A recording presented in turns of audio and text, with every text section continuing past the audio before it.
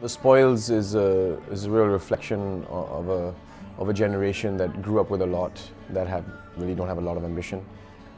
It's a story about Ben, who grew up with everything, and I'm his Nepalese immigrant roommate who's fighting his way through the world to get his MBA. It's the story of how kind of one man who is troubled and I would say increasingly unhinged can kind of slowly and comedically destroy the lives of four seemingly self-actualized adults. It's funny because it's about a kid who sort of sponges off his parents and sort of lives this lifestyle that is, I guess, more of a hobby. He wants to be a filmmaker, and I've had to watch myself telling people what it's about because I know loads of people who live off their parents.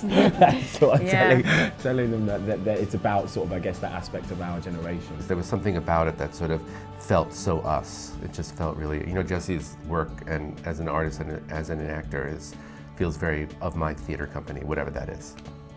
Yeah, Scott runs this incredible theater company in New York called the New Group, and I will say they do an incredible variety of work, but I would say there's this underpinning culture of the New Group that to me is really appealing, which is it feels fresh, it feels occasionally transgressive and confrontational, but always interesting. I was saying this yesterday to Jesse, I think this is the kind of play that can travel anywhere, because I think every society has a generation like this, or is surrounded by people like this. Parents will understand it from their kids will watch it and understand it from themselves. The play is really not any kind of commentary on America or the American generation. It's a commentary on kind of like, if anything, kind of young people in a diverse society. And so my hope is that, being in a city like London, which is frankly probably the most diverse city on earth, is that aspect of the play is what's emphasized and enjoyed. I've loved the rehearsal process. It's been fantastic. I haven't really had the opportunity to sort of be in a room for this long and really go over stuff for quite a while, and I've loved it. It's been brilliant. And Scott Elliot, our director, is so spot on with moments, isn't he? He just knows how to bring out and to focus these fantastic moments that Jesse's written. The reason I wrote the show is the same reason I think people will like it.